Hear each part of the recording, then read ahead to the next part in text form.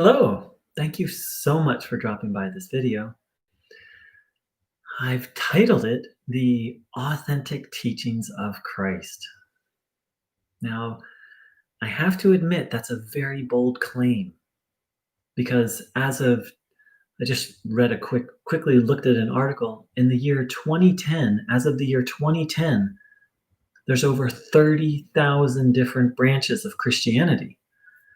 So it's a very bold claim for me, or for anyone really, to say this is the authentic teachings of Christ. And yet I'm going to do it. And the reason why I'm going to do it is because through sharing what I'm about to share, I have experienced actual physical healings of my body. And through sharing what I'm about to share, I feel a sense of connection and communion with God. And through the teachings I'm about to share, when I practice them, and there's struggle. I'm not claiming to be perfect by any means, but when I practice the actual teachings of Christ, I live in peace, and when I come out of peace, I find my way back to peace very quickly. And all those things are amazing: physical healings, connection with God, peace, and feeling a lot of peace, and then knowing how to get back to peace when I fall out of it. But maybe even the most amazing thing is the teachings of Christ actually are a compass for how to live. And my life now, I'm very crystal clear about what life is about. And it's something very universal, and I believe all people can relate to and say, yes, actually, that's the purpose of life. So those are some bold claims. And by the end, please let me know if you feel I've substantiated those claims. So first and foremost, I mentioned physical healing. So,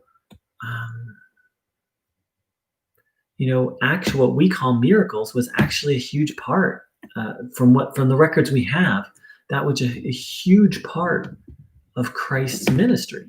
There's a pretty amazing, you could call them healing reports, of this man named Jesus going about and the physically impossible happening, and his followers going out and the physically impossible happening. And these healings have continued while he's no longer here on this planet in a body. So how is such a thing possible? Well, to answer that, I'm going to share what I consider to be the fundamental, the absolute foundation of everything that Christ taught. And with this foundation, so many other things become clear.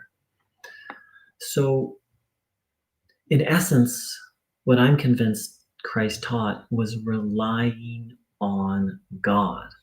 And from the record, we know that he called God Abba. It's an Aramaic word. It means father, but very specifically, it means daddy.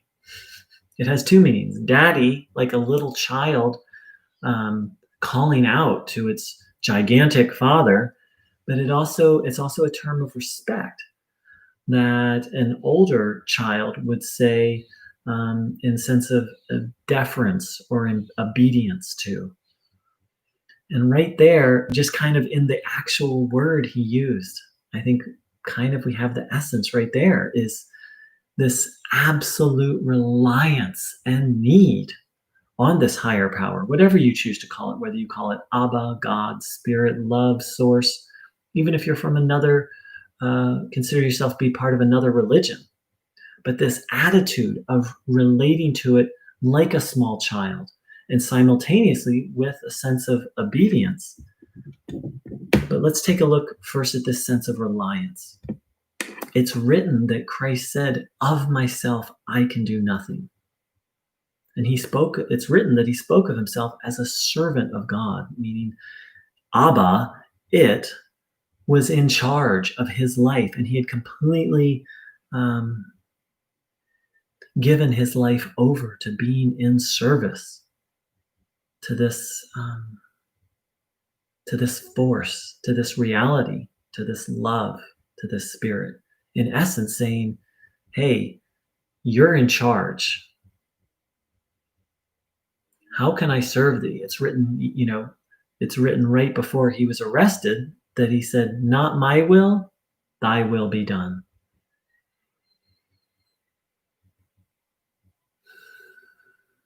So let's first start with that, this idea of of needing the divine the way a little child needs the divine, is utterly dependent on the divine. And also this idea of um, of obedience, not obedience to a set of rules, not obedience to a spiritual leader or an organization, but obedience to it.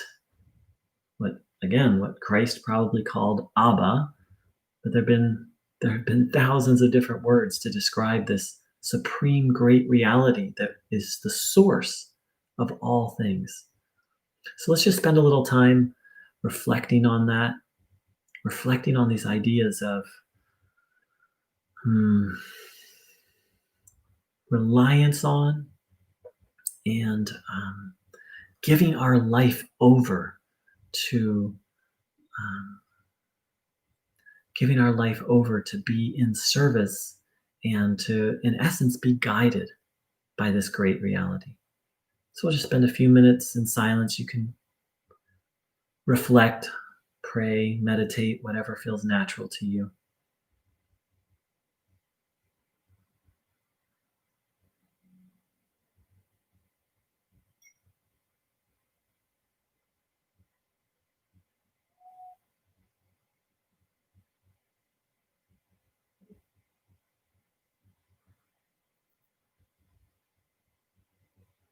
Reflecting on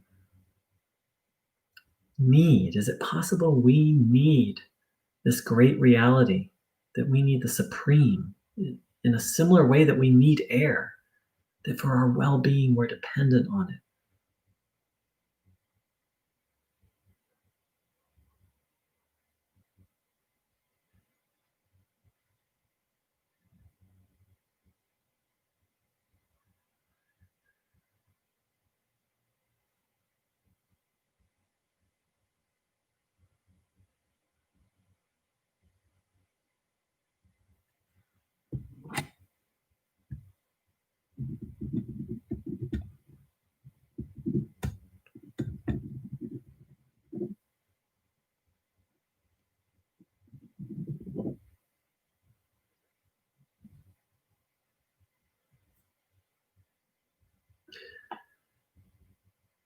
So we'll come back to the idea of obedience, but we've looked a little bit at this idea of need and reliance. But if we need this great reality, then the question is, how do we connect with it?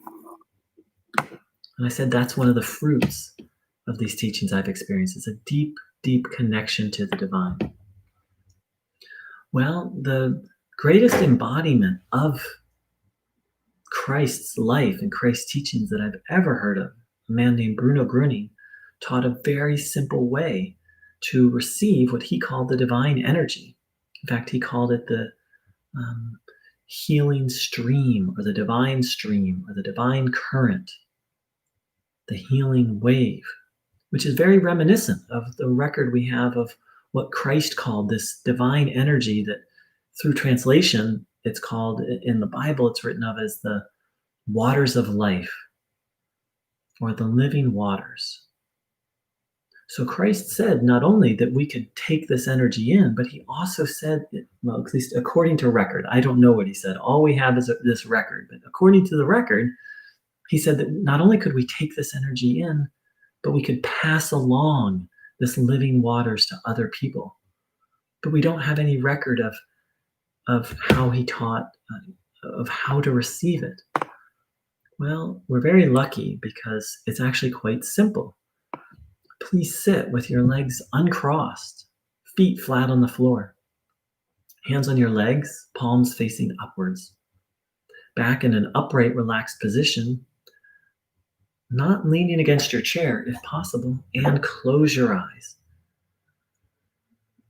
Now, really open yourself, your heart, your soul, your mind to the idea that there is a divine force or divine power that's easily accessible, that we can take in, that we can receive for help and healing. We'll talk about healing in a minute, and then actually pass it along to other people for help. How to do this? Have the intention to receive it, the openness to receive it, the intention to receive it, and then ask to receive it. Say a prayer in whatever way feels natural, simple to you. Please, higher power, God, I want to receive the divine energy. Please, if you're a Christian, please, Christ, help me to receive the living waters. And then observe your body, noticing what you feel, taking this energy in. So we'll sit in silence for a few minutes doing this, asking for help and then receiving it.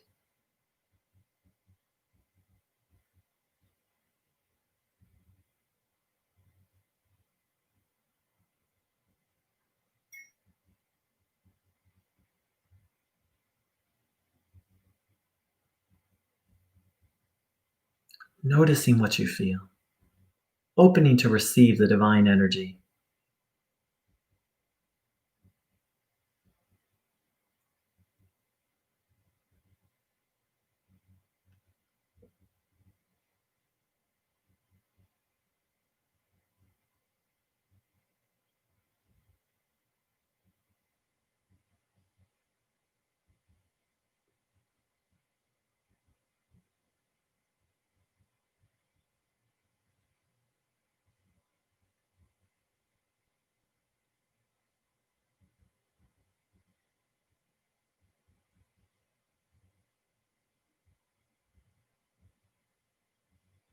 If your mind's wandering, just repeat a short prayer.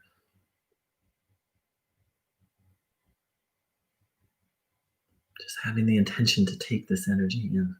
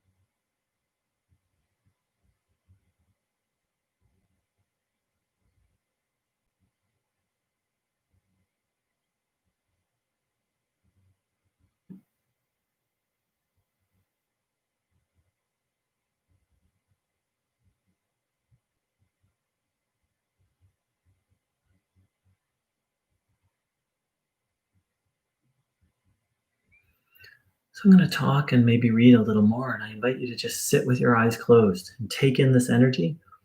And please don't believe anything I say. Find out for yourself if it's true. I'm utterly convinced it is, but I'm utterly convinced through my experience. I didn't sort of figure it out like, oh, is this true? I tried these teachings on and I found that they worked. And now we're going to talk about healings that through taking in this living water, this divine current, I've actually experienced multiple physical healings in my own body. And I'm not the only one. I literally know hundreds of other people who have. I've heard medically documented reports of hundreds more. And these healings have been going on throughout history.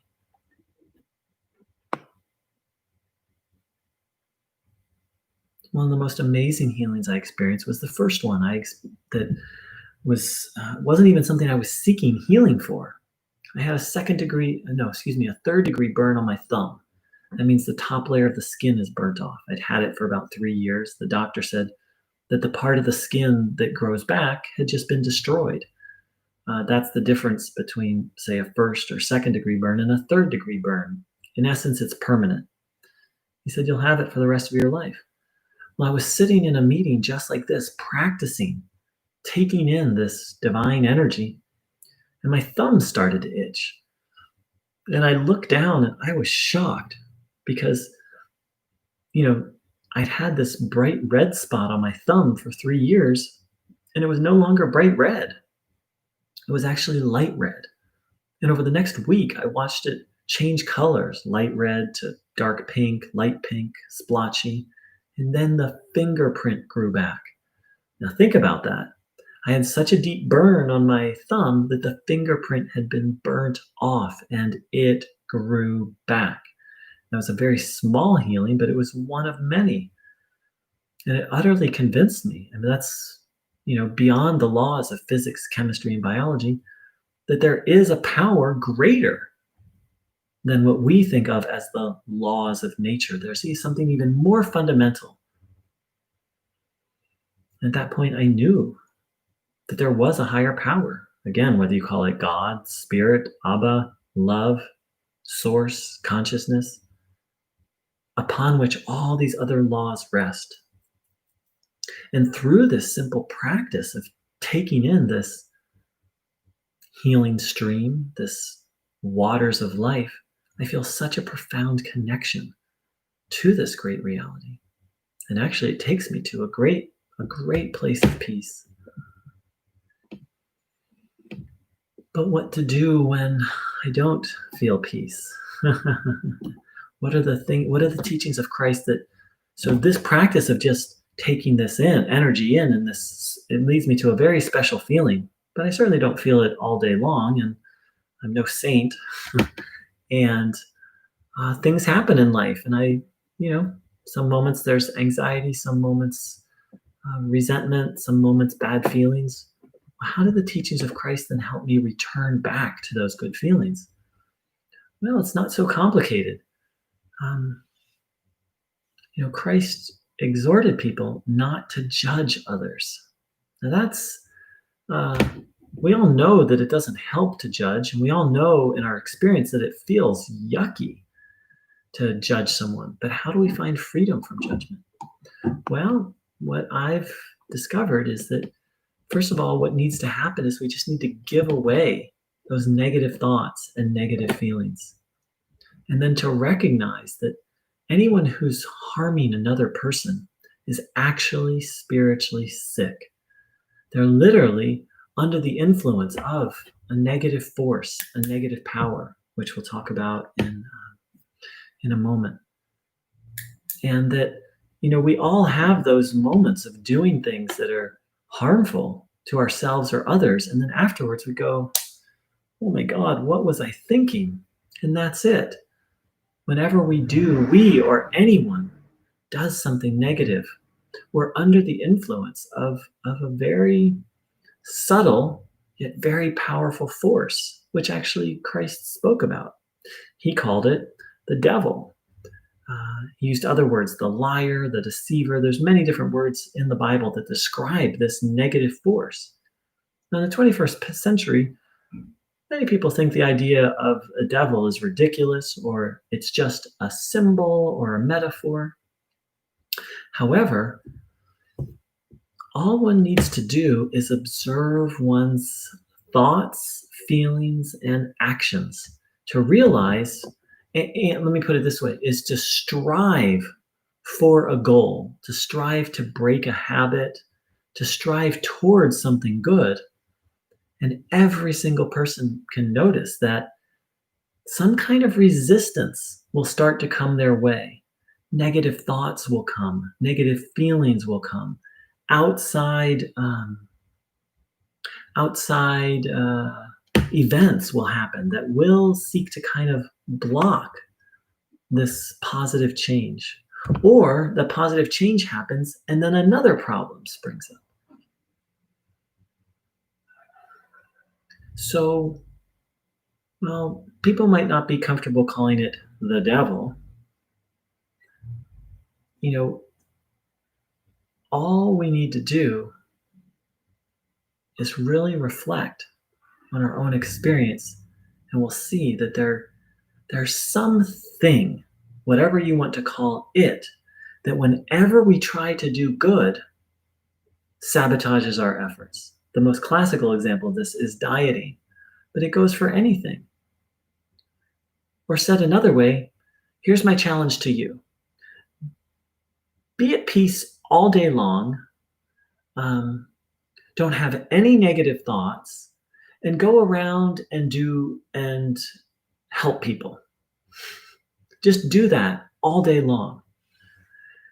That's a beautiful way to start the day, and then begin to watch what happens. These very powerful negative thoughts will start to come your way, and they have influence. These thoughts then move us to deed.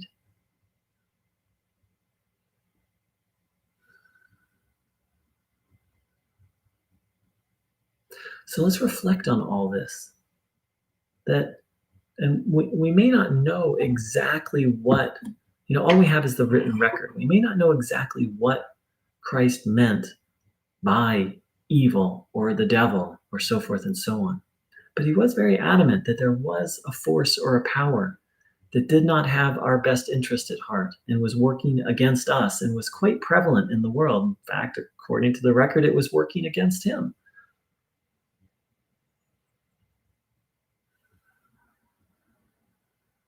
And so, one of the fundamental teachings of Christ is to overcome this negative force. We actually need the divine force. There's really no other way. And we don't have to just look at our own experience, we can look at the state of the world. Here it is, August 2020. And it's quite easy to see that the world is literally out of control. The question is why? Christ had a very simple answer. There is a negative force, power, being at work. And if we don't stay connected in communion with the divine, with the good, we'll be led down a wrong path. We'll be led down a destructive, harmful, painful path. But again, don't take my word for it. Don't even take the written record of the word of Christ. Find out for yourself. Determine today, I'm only going to have good thoughts. I'm only going to do good deeds. I'm going to stay at peace and see what happens. So let's spend a little time reflecting on this, taking in some more of this divine energy, opening our heart, our soul to receive, noticing what you feel.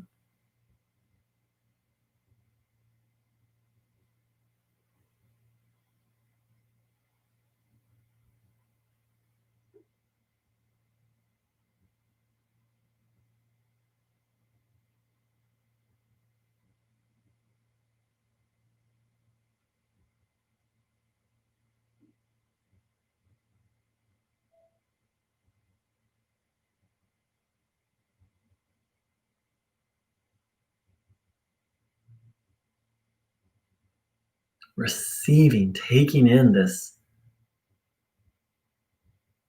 living waters, this energy of God.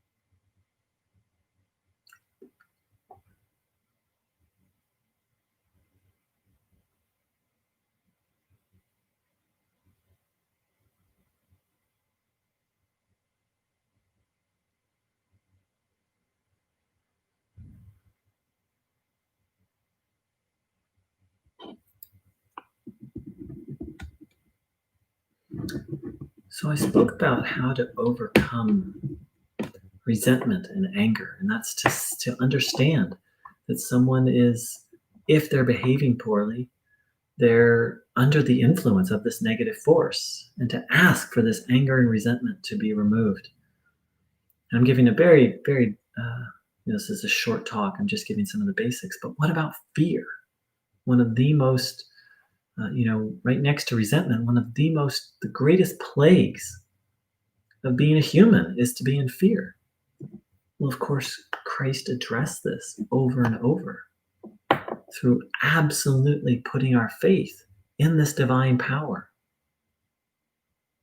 If we really trust, let me put it this way, when I really trust that there is a supreme reality, a supreme power that's in charge of everything, that's guiding everything, then it's very hard for me to be afraid. And when I trust, when things that I don't like happen, and yet I trust that there is a higher power guiding things, and that whatever's happening serves a purpose, and that while I don't like it, everything is okay and will be okay. That relieves fear. And of course, we have this record of what Christ said about faith. He spoke about uh, laying a solid foundation that could withstand when a torrential rain fell. A solid foundation could withstand the storm. Whereas if we have a foundation, anything other than faith and trust in a higher power, it's going to be wobbly when things don't go well or challenges come.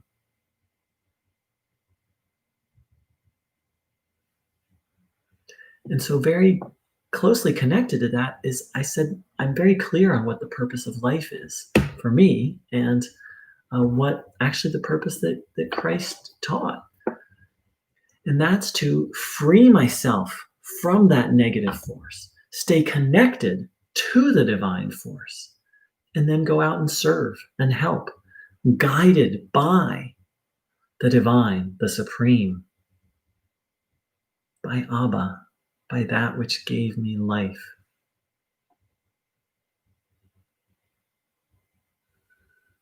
So it sounds very simple, and it kind of is, to stay connected to the divine, to have faith in the divine, to understand that there are some things that are healthy and helpful, and some things that are harmful and negative. And this very clearly comes with our thoughts, of learning to watch our thoughts.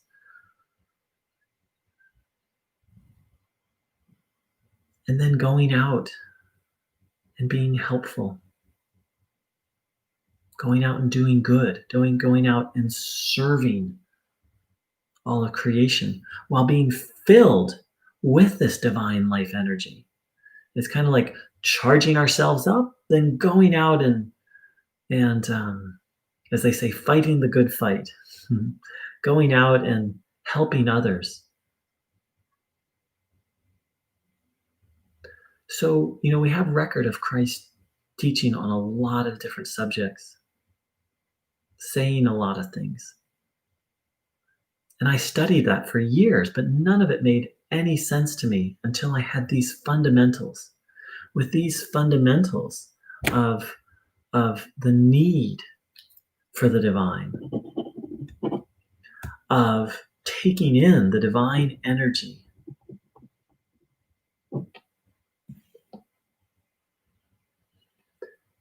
of seeking to be connected to the divine, and from that connection experiencing peace, and then how to find my way back to peace when challenges arise,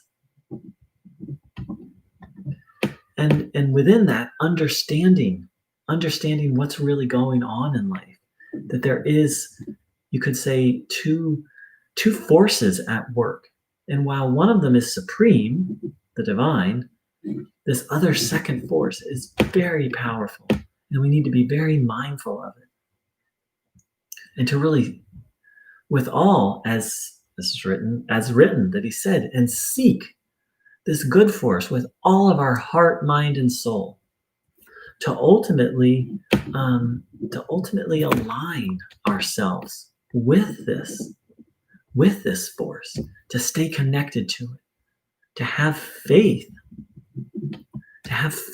in it, and to trust it, and to ultimately seek to be guided by it, filled with the energy of this supreme reality, of God, and then to live an inspired life, a life full of spirit, full of love, going about and helping others.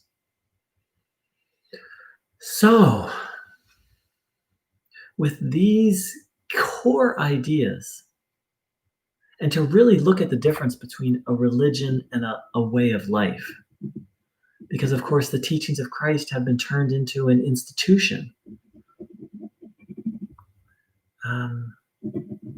But if you read what he actually wrote, what he taught based on the record, what he taught is a way of life, a way of living. So I'd like to thank everyone who joined in, and I'd like to thank those who, anyone who's new, a very warm welcome and a special welcome back to all the regulars. Thanks for saying hi, forever loving everything. Hi, Magdalena.